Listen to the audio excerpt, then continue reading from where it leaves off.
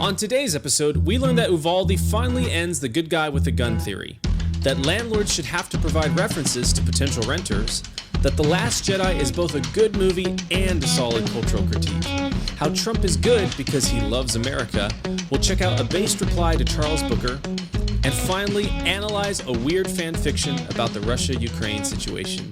This is Cringe Posts. Hey friends, welcome to this episode of the Cringe Post podcast. This is the podcast where we gather the cringiest political and cultural takes that we see in our feeds each week, and we kind of break them down, see where they went wrong, poke a little bit of fun at them, and try to have a little bit of fun and a laugh along the way. My name's Britt, and I'm here with my co-host Donald. And before we get started, please make sure to like, share, and subscribe to our show. It really helps us grow, and we also just love hearing from you in the comments or in the messages on our social media. Before we take on other people's cringe posts, we like to take on our own. And actually, before we do that, let me remind you, if you're listening to this episode, you can go check out the visual show companion at cringepost.com, and you can see the images and the posts that we take on. Like I was saying, we like to poke fun at ourselves before we poke fun at other people, break down where we've gone wrong so that we can show that, hey, you can actually grow and go right. And today we are taking on a story about a paper and about morality that Donald wrote back in college. So Donnie, give me some details on this. Yeah, so embarrassingly, this was in probably 2014 or something like that. So I was already sort of in that liberty sphere. And I think probably at the time I would have described myself as a libertarian-leaning conservative or something like that. But unfortunately, I was in this, unfortunately, I didn't exactly have my principles totally grounded yet. And so I was in this class, I believe it was like contemporary issues in modern society, something like that. It was basically just kind of a current affairs type class. We would take a look at a bunch of different issues, try to discuss them deeply. It was a small class. There were like 5 of us. And one of the people in this class was someone who I think it gives the impression that I had at the time of libertarians that I think is the wrong impression. And it was this very libertine type libertarian whose favorite president was Richard Nixon. Okay. So that tells you, it tells you how principled this individual was. And this person made the argument I don't even remember what we were talking about specifically, but brought up the idea, well, you can't legislate morality. Now, anything that this person said really sort of grinded my gears, and I wanted to be very reactionary and respond and be like, no, you're wrong. And unfortunately, I went full in on this statement. I was like, what do you mean you can't legislate morality? Of course you can legislate morality. And I didn't really understand the full impact of that saying. So when you say you can't legislate morality, it's not to say that you can't make laws that create that require acts of morality or something like that. What it means is you can't legislate someone to make them moral. You can't, you can outlaw theft, but that doesn't mean you're going to make an honest person, right? At the best, you prevent that theft. In the best case scenario, in the worst case scenario, you create alternate methods and means or whatever. But a law can be preventative, and you can argue that it's good. But the bottom line is you cannot legislate someone into being a moral person. But unfortunately, I didn't get that memo. And so we had a series of essays to write for a final. And one of the questions was about that topic. And I just full on committed.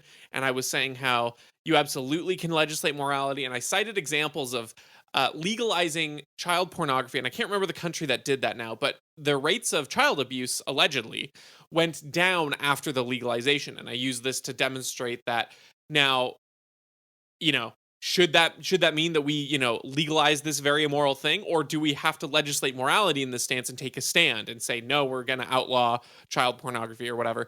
But of course, the great irony of using that as an example is to say that if you legalize that and child abuse goes down, you haven't changed the appetites of the evil, horrible people who are amorally consuming that kind of content. The best thing that you've done is you've made the barrier to entry into that evil lower and the cost lower, right?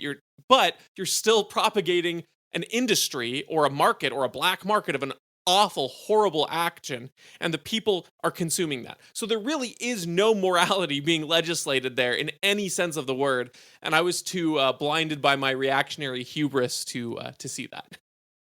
Yeah, it's one of those. I mean, did you guys like present these papers? Like, No, we just submitted okay, them and got them graded. So I probably see, had some sort of debate with her in class, but not as yeah. full fledged as my See, examples see, were. this is one of those things. If time travel is invented, I just imagine this. Like, let's say you were able to present your papers, and I have no doubt that even though you were wrong in your position, you still would have crushed her because she was accidentally right. But this is one of those time machine situations where you go back and stop yourself from crushing her because you're actually wrong. And it's like, Exactly. yeah, this gal actually has got one over you this time. She doesn't know why she's got one over you, but she Yes. does. uh, I think it's also a little bit encouraging to think that, like, even if someone wins the debate, that doesn't mean they're right. You exactly. know? Yep. Yeah. Yep. All right, that's a good story, man. I enjoyed that. Moving on to our first cringe post from other people. Today, we've got a post by or a tweet by a gentleman, and he writes: "If 30 armed cops in full tactical gear with ballistic shields were too afraid to confront one gunman with an AR-15, maybe we shouldn't be putting AR-15s in the hands of civilians." And then another person replies: "I think in what happened at Uvalde puts the final nail in the good guy with a gun theory on how to stop a shooter." And then a next person tweets, no comedy writer could have come up with the cop stopping to squirt a little hand sanitizer in the middle of a shooter actively. And it is kind of cut off there. Basically making fun of the video that came out that it's like, 400 cops were sitting outside the classroom or outside the school where they could go in and stop the shooter as kids were screaming. One took the time to be COVID safe and apply some hand And sanitizer up. yeah, They well, and weren't that was wearing when they masks were in though. the building. The hand Yeah, they were in the sanitizer building, was but when they were in the building after the 2-hour delay. So it's like, yes, in the they building, but couldn't not in be the classroom, right? yeah, they couldn't be bothered to go in for 2 hours. And then when they did, oh, got to make sure we're COVID safe.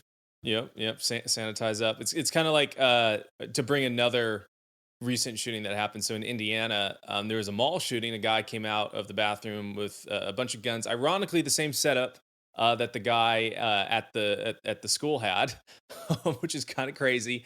But he came out, shot, and within 15 seconds, a citizen, not trained, not a police officer, not a military officer, with a concealed handgun, actually shot and stopped him. Which is really awesome that he was able to save all And those people's lives because they would have been toast if he hadn't done that. and not only within 15 seconds, but there were I think the shooter fired off 24 bullets, and the private citizen shot 10 bullets. Again, 15-second reaction time. 8 of them hit the target. Yep, and he Right? was So pretty people far are always away, from what I yeah, recall. Yeah, like yeah. 50 yards or something. Which, if anyone shoots handguns, 50 yards is like it's almost unsurmountable amount of distance to be accurate with. So he's a pretty amazing story, and it's like that guy had an AR-15. This guy had a handgun. And he was, I think it was like a Glock 26 or something like that, and he was able to stop them. And if anything, these people, and we addressed this I think last week or the week before, but these people talk about like, well, this puts an end to the good guy with a gun debate. And it's like, okay, so then who has the guns when a bad guy has a gun? And it's like you're advocating for the people that had guns and didn't use them. And as you said last time we talked about this, those are not good people. So only bad people have guns. And the last thing I'll say is I saw this other video, and my wife and I watched it. But basically, one of the police officers that was at the school, they now have footage of him. His wife had texted him and said, "Hey, like I'm here. There's a shooter. I've been shot. I think I'm bleeding out and dying." And so he comes through the crowd, like all the crowd of cops, 400 of them. And it's like, "Hey, I'm going in there." And all the cops and his buddies, basically start pulling him back. He's like, "Dude, she says she's shot." It's like, what a horrifying thing. There's absolutely no excuse for those cops. And I hope that they really get to the bottom of what happened there. Whether it's cowardice or something more sinister, all of it and the above is bad. And I sure as heck, in a situation where seconds matter and the cops are 3 minutes away, I think it's on average actually 11 minutes. I don't want it to be in their hands. It needs to be in mine. Yeah. Well, and it's crazy because not only do people say this, like the good guy with a gun theory is dead, and as you rightfully point out, then we're only leaving it to bad people with the guns, but they always cite this in the examples where there aren't good people with guns. And the funny thing to me that I always think about is if you're on the one hand trying to terrify a population about how dangerous guns are and how there's no reason that any good, lawful, decent human should have them, then you can't go back and start citing examples where they aren't and saying, see, there were no good people with guns, therefore we need to remove them all.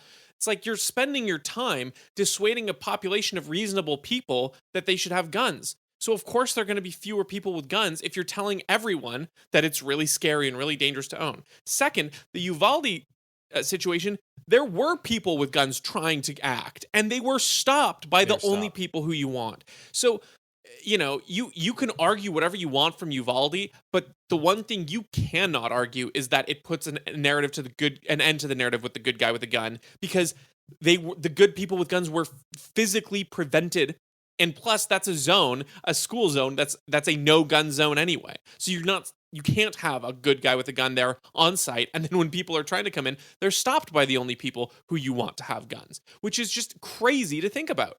So the Indiana example coming out is just, I mean, it's a tragedy that it even happened, but it's one of those examples where it's like, look, it's a mall where it's probably not a gun-free zone, or at least not enforced in the same way that a school is. And the cops didn't have the ability to prevent people from going in, and you can have defense like that in 15 seconds. So, no, the good guy with the gun narrative isn't dead and gone, because guess what? That narrative was never dead and gone to begin with. And the examples you try to cite for it to be dead and gone just don't make sense. It's like if a plane crash happens and then me me going off and saying, and you see, this is why we can't let people fly dangerous helicopters. It's just a complete non-related incident in the same field. It's just crazy stupid. Yeah, and the contrast, right, between this guy at the mall with an AR-15 comes out of the bathroom, and within 15 seconds he's killed 4 people and injured a bunch of other people, and then he stopped, and then you have the Uvalde one where same thing, AR-15 setup, goes in for an hour and is just able to murder kids, and no one is able to stop him.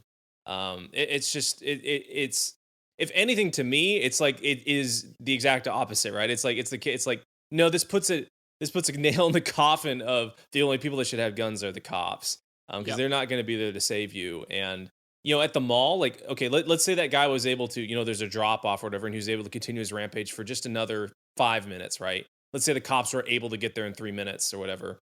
It's like, well, he probably would have killed. It would have been, tens or dozens of people, that were killed, in that Indiana mall shooting. But because a citizen was there and knew how to use his firearm and was carrying in a place that he's not supposed to carry. It's a gun-free zone in that mall. 2 people with guns, one with bad intent, one with the intent to protect.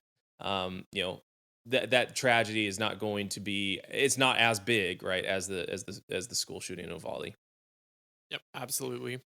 All right, moving on to our next one. We've got our frequent featured cringe posters, anti-capitalist on Instagram, and they posted a tweet that writes, "It's strange that tenants have to provide landlords with references from places they've previously rented, but landlords don't have to provide references from previous tenants. Almost as if there's a power imbalance due to the inherent nature of class society." And when I anytime these people post things about landlords or about businesses or anything like that, you just have to kind of liken it to any other market of free exchange. And obviously we don't have a very free housing market in some ways, but I think the relationship between tenants and landlords is somewhat free market. In that you can voluntarily enter into it and usually, leave it if you want to. Tenants actually have more rights in a lot of ways because they can actually stay long past after they, due to eviction laws and all that. But I thought, like, make this argument towards like a grocery store, right? Like, would you do you demand that like the grocery store, give you like you can go look at all the reviews and stuff, but then the grocery store doesn't want to like interview you to be a customer? Like it's just a weird comparison to make. There are reviews for landlords. It's at the macro scale, in that, like, hey, if I want to go live in a big multifamily house or multifamily like compound or something like that with a bunch of apartments, I can look on Google reviews and anyone can leave a review there. And if I see that there's 2 stars or something, it's like I'm not going to go live there or anything like that. Um, And not all landlords ask for references. That's pretty it's not uncommon, but it's not super common. And why would you not want to ask for a reference? Let's say you own something, right? It's like I want to know whether this person in their previous times is taking care of something where they've lived, because it's so hard, right, to get a tenant out of your house after you've signed a lease for them. And this is kind of some of that indirect consequences of the different types of legislation and local ordinances that surround, eviction for people that are renting. Like in Seattle, you're not allowed to. There's certain anti-discrimination laws about who you can rent to. And so what that means is that you have to take usually the first person that qualifies to your set of standards. And because of that, that law, what landlords have done now is they've raised the amount of like qualifications so that the first person they get is like more than likely going to be a good one. And so anyone that looks even that might be good but looks maybe a little bit sketchy or doesn't hit some of the qualifications, doesn't have a 700 credit score or something like that, um, they're not going to qualify, right? They're not going to be able to get into it because the government has created a perverse incentive to discriminate, even though their law is supposed to stop discrimination. Because there's people respond to incentives and they respond to the incentives that create consequences for them, right? And so when you make that's an actual power imbalance between the tenant and the landlord. And when you make that imbalance happen, the landlords are forced to compensate, and it becomes a bad thing for everyone involved. Yeah, I mean, I think that's a great point with the unintended consequences, right? Because now you've only entrenched people who already have a rental history or some ability to do that to be able to continue going to rents, because the landlords only want references from prior places because they have no other ways to mitigate the risk involved. You think about how when a landlord is leasing or renting out his property,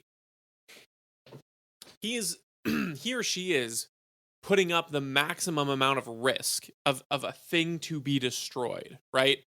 A renter moves in, they could burn the place down. Sure, there'd be, some level of, money owed, but like most, landlords wouldn't be able to take every single person to court if they did that, right? You realize that the more units you have, the more damage done at once by all kinds of different people. If they all did it simultaneously, there's no way he or she would be able to cover the legal fees. So by letting someone into a space where all of the destruction is the risk is on the landlord. They're putting up an enormous amount of risk. So of course they want to have ways to mitigate that risk. Now, if you are, requiring these, you know, um, laws that say you can't kick someone out and you can't get them to leave if they don't pay delinquency after 6 months, all those kinds of things. Well, you've taken away those mitigation causes for people who are otherwise risky. So the people who are the most new or the least able to demonstrate that history, whether because they're new to the market or because they just are in a poorer life situation, whatever it is, if they can't demonstrate that in the paper trail prior, the way that you sort of had that reassurance of risk is, well, they may not be the best, but if they start destroying things and I come by and check, I can kick them out and I can sort of recoup my losses that way.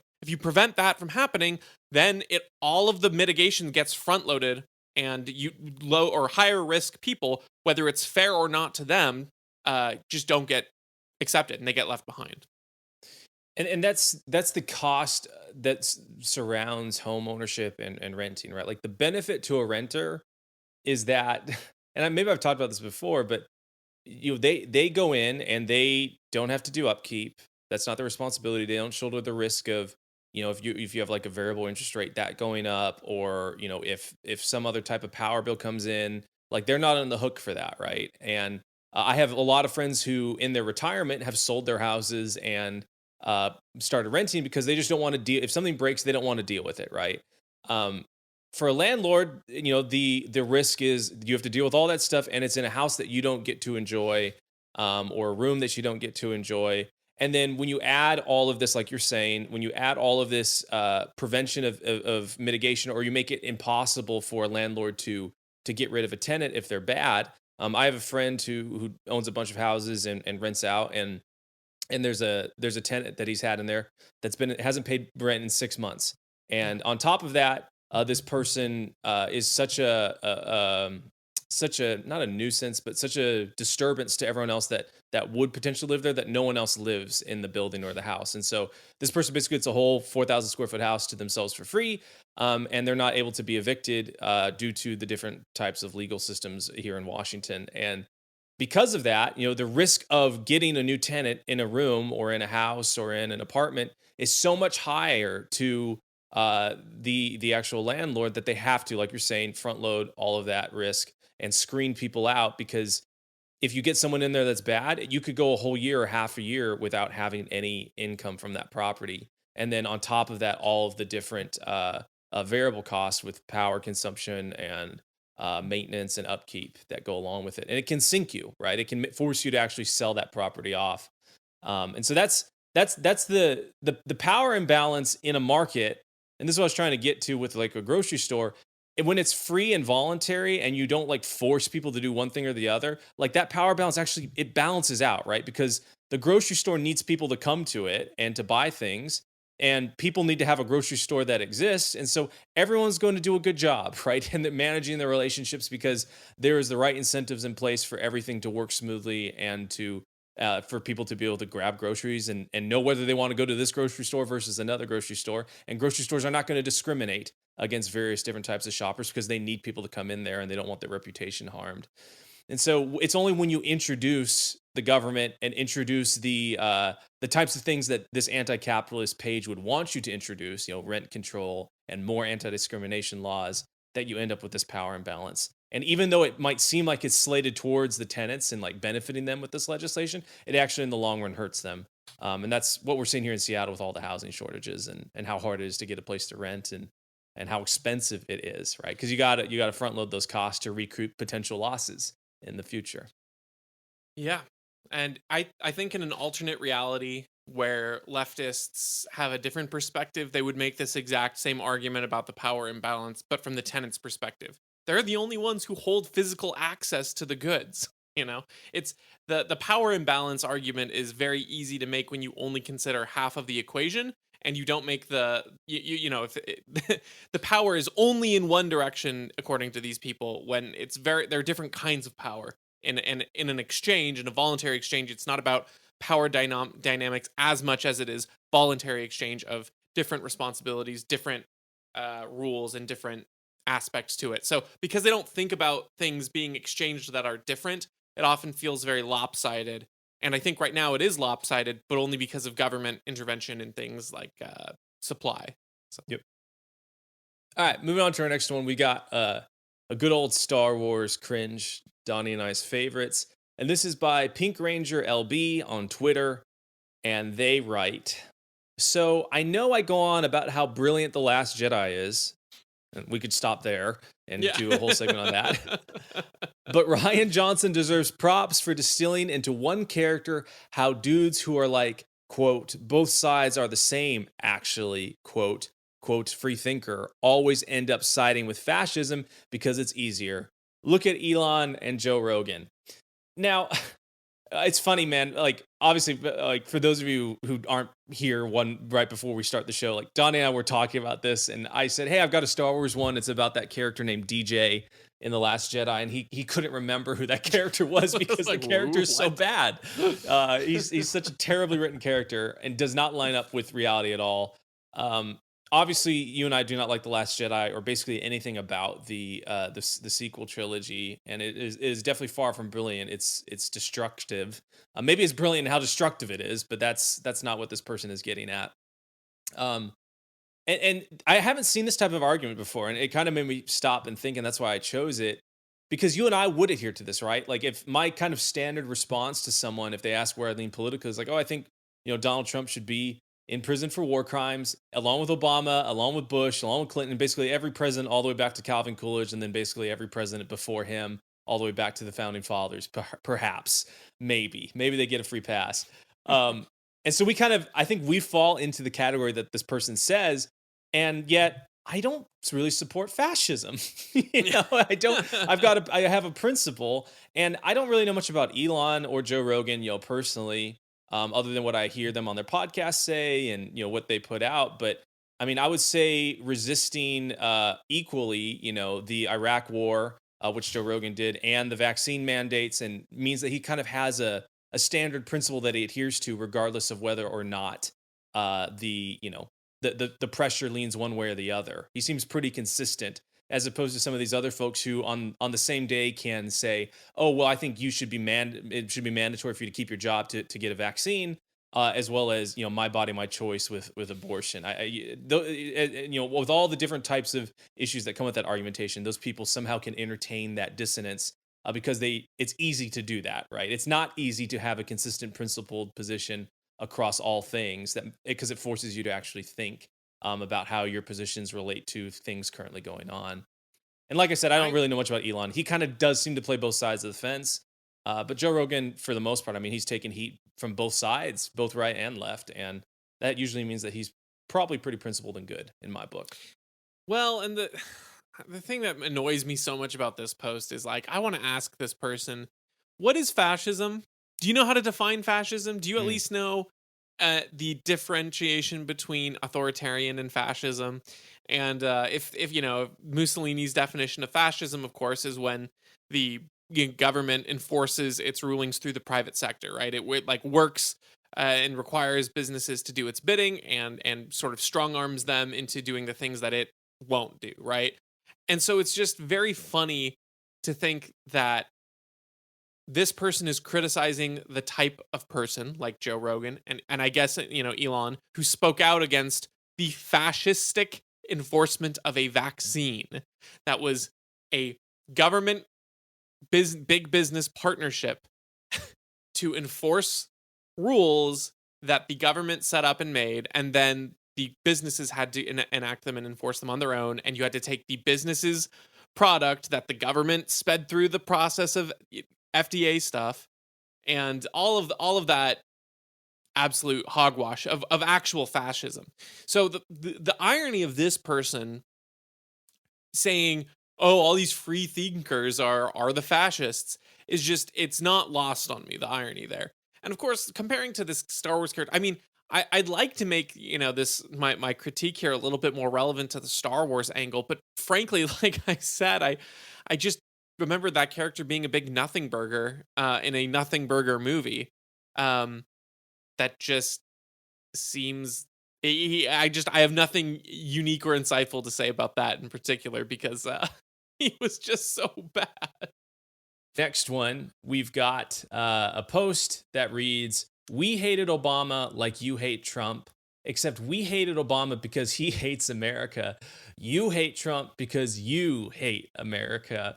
And this kind of goes back to my point in the last one. It's like I think all presidents are bad for America. I mean, I don't think America succeeds despite who is president and despite how they might try to derail it.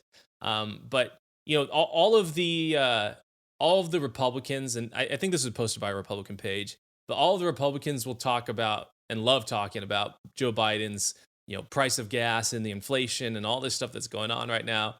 And it's like, no, like it's not his fault. Like the current inflation is not Biden's fault.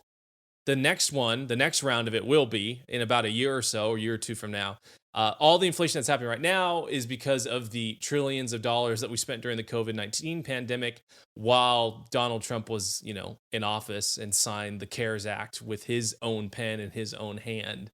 That's who's responsible for it. And it's just so funny that like, there's almost something weirdly refreshing about like wanting to love America and then being like, hey, you hate America, but it still kind of gets lost in all of it because it's practically speaking, these Trump doesn't love America other than how it benefits him, right? He just used the right words to get the right people to believe in him, and it's the right message, right? Like I saw someone post his inauguration speech the other day. He basically was like, hey, like Washington, like these people promised you prosperity, but they really just promised you prosperity so that they could rob you. And it's like, dang, that's like based Trump right there. He's right. And then he proceeded to do all the same things that all past presidents did and that he criticized them for. He did not drain the swamp. He did not do any of that. But that message really resonated with Americans, right? And that's something I think people should take note of, especially if you're running for public office. That people will probably vote for you if you don't act like you hate them. Yeah. The thing to me that's really cringe here is I think people, for one, they just change the definition of what they want America to mean. Yeah. Because, when conservatives talk about America, they talk a lot about the principles of maybe the Declaration of Independence or the Constitution more frequently. And it's like, I don't know. Do you think even if you're going to take that stand, do you love eminent domain? Like, do you just love the government coming in and telling a small business owner, hey, I'm going to give you under market value for your land and you have to say yes. I'm going to destroy your building and build a road on top of it. Like, do you love that? Because that's enshrined in the Constitution, really. And of course, they might say, well, I don't love that. I think most people don't like that, really. Some will argue that it's necessary, whatever. But most people wouldn't say that they love that when they're talking about loving America. But if that's the case, why do you get to pick and choose the principles? And in the same thing, they're talking about, well, for what we've stood for many years. And it's like, okay, but when Obama says he loves America, he's also picking and choosing what he wants to say. Like, I love that America was home to a bunch of immigrants, or I love that Yeah. America was progressive in enacting income taxes, or whatever it is. It's this saying we love America is such a nothing burger. You can say what you mean. Don't say, he hates America. Like, talk about, Obama. There's plenty of reasons to criticize Obama. Talk about the fact that he was the first president to be at war every single day of his presidency. He, unleashed drone strikes like no other. He expanded executive authority like crazy. Obviously, all of his drones went somewhere into our horrible Middle East conflicts. He totally screwed up an already broken healthcare system. There's so many things to criticize, and you can talk about it in specifics, you can talk about it in principles. But just saying he hates America is just so cringe to me. And then you contrast it with Trump, of all people, who doesn't love anything but himself. Like, Yes. that is Yes. not a man who knows what love is, because love means self-sacrifice to some degree. And I don't think Trump would sacrifice anything for anyone. And to have this almost fetishization of Trump, and to meanwhile to sort of mock the idea of people loving Obama in the same breath is very funny, because it's two sides of the same coin in many ways. Oh yes. Yeah, it's kind of it's like a person that's kind of prone to being in an abusive relationship. Like, they will confuse the dynamics of like competency with people that are powerful. Like, they can't really differentiate between those two things, right? So like a woman a woman who's in an abusive relationship is very likely to be in another one, because she doesn't know the delineation between someone who is strong and someone who is abusive. Like, the power that manifests from both of those personalities seems the same to her. And that's not just for women, that's for all people, but that's a common example. And like, I think about Trump and conservatives kind of that way, in that, like, basically conservatives have been hated on by the elite so much for however long it is. Middle America has been hated on, criticized, beaten down, talked down to, sneered at, in everything from cultural to, politics to even business and how technology and all this stuff works. And so then the second one person came, very toxic, very awful, but all he simply did was say, hey, like, I'm not going to openly despise you, right? I'm at least going to say things that seem like I like you and I love you. And then you literally get people chanting at his rallies like, we love you. And that's like incredible to me, because it's like going for the abuser that, one time they stuck up for you when you were going to both get mugged in the alleyway, right? It's like, oh, I got to stay with them because, they defended me one time. Yet when I go home, they do all sorts of awful, mean things to you.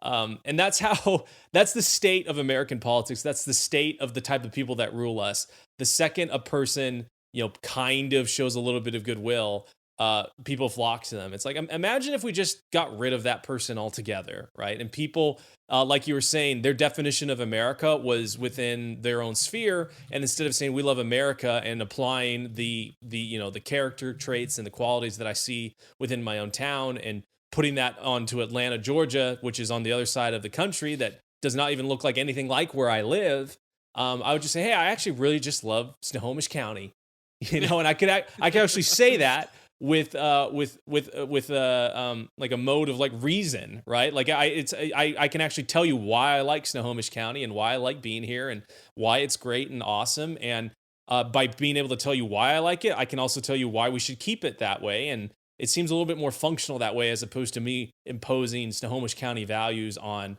Atlanta, Georgia, or whatever counties exist in Georgia. It's just not going to work. And so that's kind of where conservatives kind of and I think maybe American conservatism used to kind of be that way, right? Whereas like it was very much the principles of America or what they meant by America was like, hey, it's the ability for Seattle, Washington to be different than Los Angeles, California, and be different from New York City, and that's cool. That's something that should be like celebrated and be awesome. But we're so far beyond that kind of idea of federalism that I don't think anyone that is mainstream or even in the common people think of it that way. They think of America as what they see around them. Yeah, I think there'd be a lot of maybe not so much populist conservatives or very very like Tea Party types, but maybe some still. I think there'd be a lot of disappointed conservatives who, if they claim they love America and then were able to talk to the founders, they'd find a lot of their privileges afforded to them by the government that got taken away. They may not be as happy, and they may not love America quite as much when they don't get their Social Security or their Medicaid or their pre-existing conditions covered or whatever it is, whatever the big government Mm. has provided that they take for granted, and then still LARP as loving America, because you can say you love a small government, but when it comes to going overseas and not being entangled in the foreign affairs of Europe, you're Oh, they actually a love little it. bit more big government than you think. Oh, we love it. Yep. Yep. All right, moving on to our next one. We've got blue check verified Charles Booker tweets out AR-15s did not exist in 1776. And then we have a very, very based reply by Miss Pinkston85. And she writes, neither did Black Americans, and yet here we both are. That was a great response. Um,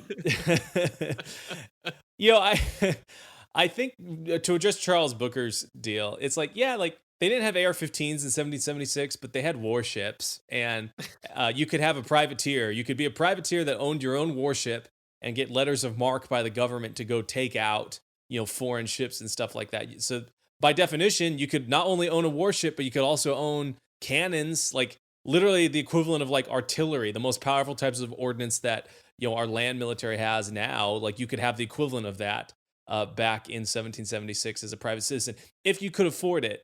And one of my favorite, Larry Sharp, who we've had on this show before, candidate for governor of New York.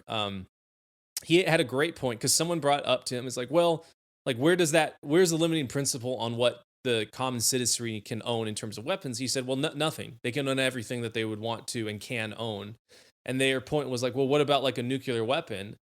And Larry Sharp was like, look, if you are able to amass the amount of resources to actually build, develop, and use a and get a nuclear weapon, the chances of you wanting to use a nuclear weapon and put all of the resources that you amassed to get that nuclear weapon and destroy them is pretty low, right? It's not going to happen, and we can see that, right? By the governments of the world, they haven't actually produced anything, but through their taxation and theft from their common people, have developed nuclear weapons, and even they, without any skin in the game, as you could say, both note that they don't want to use nuclear weapons out of self-preservation, and so even when you take it to the extreme, it's like, yeah, anyone should be able to own anything that they want to, and that they can receive, and especially up to the point that their government that they've got, like I should be able to own the exact same types of ordinance that the police officers around me that can use that force on me without any repercussions, or the military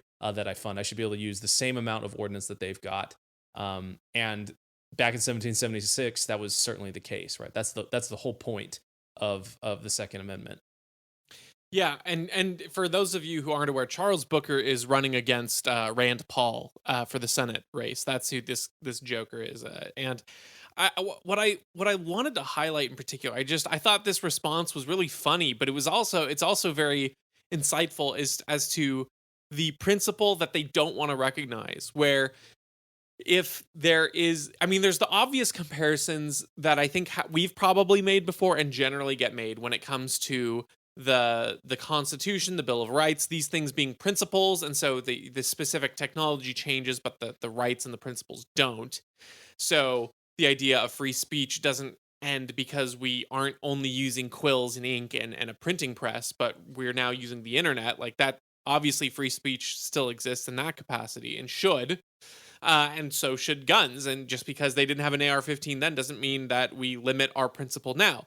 But what I love about this is even if they choose to ignore those particular examples or rebut them, they always will talk about how oh well, America owned slaves or whatever until certain points, but now you know but now we've corrected this great injustice. We have we've undone that thing. And what the great thing that this points out, of course, is that yeah, now that we have these things it codified, you look at the principles of the Declaration of Independence and even the Constitution, and you can see very clearly that these things should apply to all Americans. Now, it took a constitutional amendment that was more or less effective to ban the act of slavery and that trade and whatnot.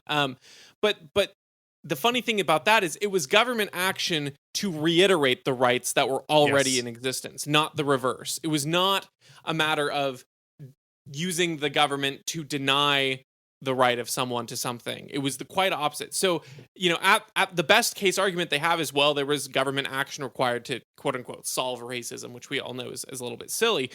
But even in that case, it was to emphasize and to reiterate the things already present in things such as the Bill of Rights, things such as the Declaration of Independence, the Constitution, all of these innate rights that were recognized, extending to Black Americans. And so I love this example just because it's to say, you look, if you want to claim that Black people have constitutionally guaranteed rights, technically speaking, when the Constitution was written in 1776, we were not recognized as people, so it didn't apply to us. But if you believe it that the principles of the Constitution do apply to Black people, even if it wasn't recognized at the time or people chose not to see it, then you also have to recognize that the principles of automatic weapons applies as well, or the principle of owning guns and firearms should apply, just because they didn't see, because maybe they didn't know or have knowledge of what would come in the future, which of course is also silly because there were rapid fire weaponry by that time. As early as I think the 1630s, there was a repeater gun that was designed, I think in maybe Denmark, something like that. And Gatling gun. the Yeah. yeah, and what I was gonna say, yeah, there's the Kaltov repeater, I think, and stuff like that too. So there have been guns like this for a long time. So the AR-15 may not have existed, but many did. And even if they didn't, just like the principle of individual liberty applies to Black people, even if the founders didn't recognize it in the time, or a lot of the people didn't recognize it in the time, the principles hold true regardless of what people choose or could not see at the time. And that's really the only way to argue uh, for any, I guess, rights to be expanded is you can't, you have to go from the standpoint of like, hey, this principle that you have that we both agree on is right to have is not actually being lived out in this way, right? Like that is the only like philosophically consistent way to argue for doing that amendment for those for the African Americans to free them, because outside of arguing back to a principle that existed and that's not being lived up to, you have to make the argument from a position of power, right? Like there is no line of justice, there is no anything you can hang your hat on to actually refer to. And that's what a lot of these like postmodernists and Marxists and people like want, right? But they're like a wash in a sea of subjectivity, and they actually can't make an argument. And it's really consistent in a weird way with their philosophy that the only truth is power. And you see that played out right here, right? Like I don't maybe Charles Booker is being deceitful, or maybe he's just ignorant. But I don't think from his worldview standpoint, he actually understands what Miss Pinkston is saying or the argument she's making. He couldn't actually engage with it because it just doesn't fit within his lexicon of how the world works or how your life should be lived out. And I don't know the man personally, but if I had to guess based on his other activity in this campaign, I would say it's malicious, malintent. Malicious. I don't think it's just Yeah. ignorant. I don't think it's just ignorance. Yeah, you and I both like Rand Paul, so Well, and all politicians suck to some degree, and some suck more than others, even Yes. wannabe politicians. yes. All right, for our last one, we've got a Twitter user, and he's got a thread that I'm going to read through. He writes, Republicans are to blame for high food and fuel prices. They are responsible for global inflation. Why? Because Trump pandered to hashtag Putin, then tried to blackmail hashtag Zelensky. And all the while, Republicans defended him, and almost half of all Americans continued to support him. This demonstrated to Putin that America was more divided than he and his foreign intelligence services had known. Putin calculated that he could invade Ukraine without the U.S. intervening militarily. He miscalculated Ukrainian resistance, but not U.S. ambivalence. Russia is waging a brutal war of attrition in Ukraine, destroying its infrastructure, blocking its Black Sea access, and virtually ending its ability to export its largest commodity, wheat. Are you paying more for bread? ? Hashtag blame Republicans. Russia is also a leading global exporter of fossil fuels, which regrettably are still what most of the world depends on for energy. Its threats to withhold supplies from NATO countries has driven up the price of oil, paying more for gas. Hashtag blame Republicans. Worried about inflation? For goodness sake, don't ask Republicans to fix it. They broke it. Man, this guy was like on the trail of something good. His first two sentences are great. Republicans are to blame for high food and fuel prices, and they are responsible for global inflation. Put a period in it, buddy, and just end it there. That's all you got to say, and you'd be so right. And maybe you could put the last tweet too, which is worried about inflation. For goodness sake, don't ask Republicans to fix it. For sure, you're totally right on that. It's the narrative that, and we've addressed this before in his second tweet, that the only reason Putin decided to invade Ukraine was because he thinks that America is, divided and not unified, and so we can't muster a response. It's like, where's that? Like, what fan fiction am I reading here? Right? Like, this is some alternate universe where America's the good guys and Russia's the bad guys, as opposed to just everyone's the bad guy, and America is constantly pushing up on Russia's doorstep. It makes me think of the Hillary Clinton quote about like Putin moved some military and ordnance and missiles and stuff to his own border, right? And then Hillary Clinton said, yeah, and Putin's putting missiles right on NATO's doorstep, right? Because and like it was some big threat, and it's like, well, the reason it's on NATO's doorstep is because we've literally pushed the NATO line all the way up to the border of Russia. It's like it'd be like we Russia has not invaded, but like installed a puppet military dictatorship into Mexico, and we, to be a little bit defensive, put some more troops on our southern border, and then they say, hey, like they're putting it right on our border, It's like, that's how ridiculous this is. There's a lot to obviously go through here, so I'll let you take some more of it if you want. Yeah. So the thing that I laugh at, let's accept his really stupid premise for a second, that the reason why Putin is invading is because he thinks America's weak, and it has nothing to do with his general conquest and the fact that he wants to reclaim the Donbass and all that sort of thing, and that the U.S. intervened in the coup there to prevent it from happening. Ignore all that and let's just buy this guy's premise. So he's trying to convince you that it is somehow more Trump's fault that this invasion happened during the Biden presidency than it is Biden's fault. Yeah. Which is really funny, because if Trump was in fact sympathetic to Putin, well, then that would have been a really good time to invade, because he could have made the argument to the American people from the White House that it's not in our interest, as it's not. And if that was, a Russian talking point, well, then why wouldn't you go for that when your biggest, the biggest influencer in the United States is going to speak for those points, right? Instead, he waited until after Trump left for Biden to step in, who, of course, if you're going along with this narrative, the implication there is that if Biden is in office and Putin thinks now it is an ample time to invade, well, that just says that he thinks that Biden is weak and won't have an effective response to him. Because if Trump was sympathetic, the idea then the opposite of that would be Biden is not. Biden is the antithesis of Trump. So if Biden's not sympathetic, but Putin invades anyway, this guy's argument is that Trump somehow weakened America so much that it was more strategically brilliant to invade when you have an anti-Putin person in power on the controls of the military than when you had a pro-Putin person in the controls of the military. Now, of course, this is all absurd and obscene because the U.S. has been meddling there forever. And of course, the Biden family has ties to Ukraine and all that already. So it's a much more intricate, in-depth situation than this guy is painting. He's painting his own like fairy tale here of just complete utter conjecture that's based in nothing real. That's the crazy thing. He's speaking with such authority. The only glad thing I see is that there are no likes or engagement with this thread because it is utter nonsense. It's utter rubbish. I could make up a narrative right now about how Lithuania has prevented involvement in the Ukraine-Russian conflict because Putin actually has exerted pressure on the Prince of Lithuania, who is the illegitimate son of that family. I've just made up this whole story, and it's just as legitimate as this guy's narrative about, Putin trying to blackmail Zelensky or maybe Trump blackmailing Zelensky. I don't even know what he's saying there, but yeah. So it's just as real because it's disinformation or misinformation. I always get the two. I mean, I guess it's a little bit of both. Yeah. That's why I was calling it fan fiction, man. Because it's like I was talking with someone about this. They're like, oh, they had the same line of thinking, right?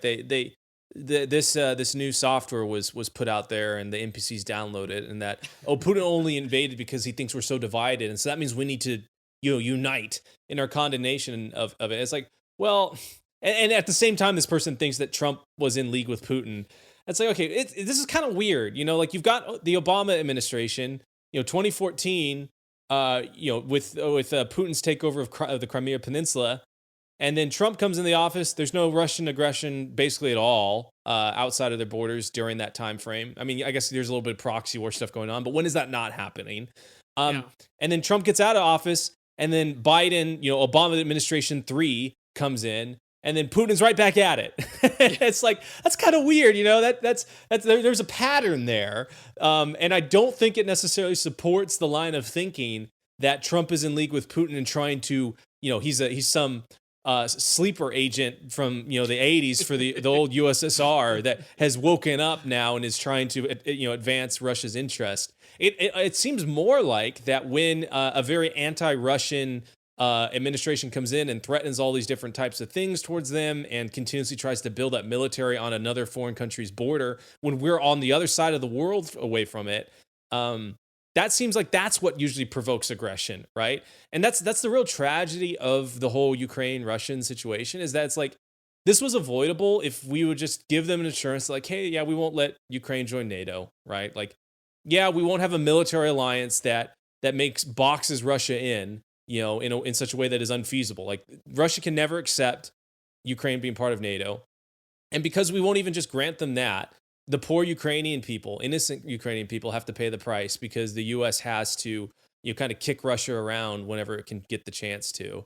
Whether it's for, geopolitical, advantages, or it's just because politicians want to like virtue signal to their base, whether they be conservative or lefty, that we're tough and we can take on the bully and take him out behind the bleachers and beat him up, as Biden would say. That is not. We've given this example before, but it's the equivalent of me, taking a water balloon, sneaking up behind Donnie, throwing it up at a UFC fighter, and then running away and letting Donnie deal with the consequences, of Francis Ngannou coming and beating him up. Like, that's not a good thing, and we shouldn't be doing it in the first place. And yet these people just want to continue and perpetuate that line of thinking. If this guy had his way, we'd have our own boots on the ground in Ukraine in a united response. Yeah, and one thing that I've heard about this, especially in defense of NATO, is this idea that, well, NATO's an entirely defensive pact. So if Russia has no plans on invasion or moving troops, then they have nothing to fear. And it's like, one, okay, well, like, let's all get a group of kids and surround one kid and say, we're the anti-Billy defense force. Now, Billy, if you try to push into one of us or beat us up, we're all going to beat you up. And for one, is that really a great thing? You're so, hey, we're not going to punch. We're just, we're all putting our fists right up to your face, but we're not going to punch. And then meanwhile, with your other hand, you're kicking it, or you're not with your other hand, with your feet, you're kicking them below, in these, sort of CIA backed, resistances like in 2014 and stuff. So of course, Russia isn't going to trust the US. The presumption that's made is that, well, NATO are the good guys. And it's like, look, everyone can be the bad guy in the scenario. The U.S. does not have a reliable track record of not engaging in and messing with other countries. We just do it. We try to do it surreptitiously so that we don't get the blame. But Russia knows better. Russia knows that we've invaded. Russia knows that we do these things through CIA operations. I mean, think about the quote from John Bolton that just happened the other week, where they're talking about January 6th, and they said, he's an idiot because he's tried to do this coup, and he goes, well, I disagree. As someone who's done coups before, or not Gotta in the be U.S. brilliant. of course, you have to be smart. And so it's like the U.S. is not a reliable partner. We're not the good guys who it's like, we're going to keep our word, obviously. Now, Russia just needs to not invade. Russia has no assurances that we won't invade. And so then you look at that in a different light and you're like, oh, maybe it makes sense that Russia wouldn't trust that NATO is a purely defensive pact because the United States also hasn't gone to war in 20 years, right? Well, The same kind of, logic there. It's like the Cuban Missile Crisis, right? It's like, oh well, don't go fire on Cuba, but we're gonna move all these missiles there, right at your doorstep. And it's like, oh well, that was a crisis, right? Like we can't accept that there be missiles, a couple hundred miles from our shore that could blow everyone up, right? Like that was enough to create almost end the world there. And your analogy of surrounding Billy with our fist out and saying, Billy, don't you dare bump into our fist, or else we're going to we're all going to jump you. It's like, well, that's that in principle, and you're factually kind of right. Like, you have functionally, limited me from actually being able to live my life. And like you're saying, they can't trust the United States, right? No one can trust the United States. I don't trust any government out there, right? Like all the positions of power are occupied by power hungry psychopaths and sociopaths. So, do you really want someone like that moving missiles right on your doorstep? And again, it's not even that you're just surrounding him and not letting him live his life. Because let's say, living his life in that scenario means invading another country. Yeah, obviously that's not a good thing, and we don't want him to be able to do that. But the U.S. is like pushing you over into the fist. Meanwhile, Yeah. So we're like, you can't do anything, and then we're going to provoke you and try to do the other thing behind your back that we're telling you can't do. Other things in this, just really quickly. Of course, he talks about how, of course, this is the only reason why gas prices went up. No, look at the numbers. The gas prices went up before any sort of Ukrainian action happened in mass scale. Don't try to blame that on the Republicans. Blame it on the actual spending that they did, which of course he doesn't want to blame because he knows that the Democrats will do that 10 times more as well.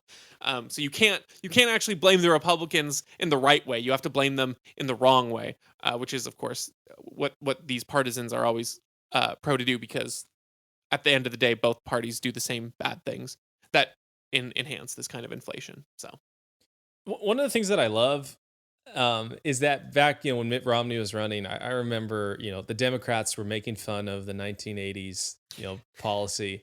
It just really demonstrates to you how this is all just the same side of it's different sides of the same coin, right? Like they will use the elite and the corporate media and all the different politicians will use the same talking points one day that they were against the other day. And it's truly in 1984, we've always been at war with Oceania kind of situation there. Because just 10 years ago, it was 1980s called they want their foreign policy back. How silly of you, Mitt Romney, to think this way. And then now the Mhm. same people that were saying that are like this guy being like, oh, they're the biggest danger to the world. A country with the economy the size of Italy is terrified. And it's just, you should opt out, right? You don't need to opt into any of these, this fear mongering and this deception that just plays into make other people really, really rich that are trying to get it through ill-gotten means. I think we can adapt Wood's Law. Wood's Law, of course, is no matter who you vote for, you end up with John McCain. Yep. And I think we can make sort of a contextual adaptation, which is maybe, um, no matter, no matter who's in power, 10 years later, they're gonna flip roles. They're gonna be Mitt Romney. Yep. Yep.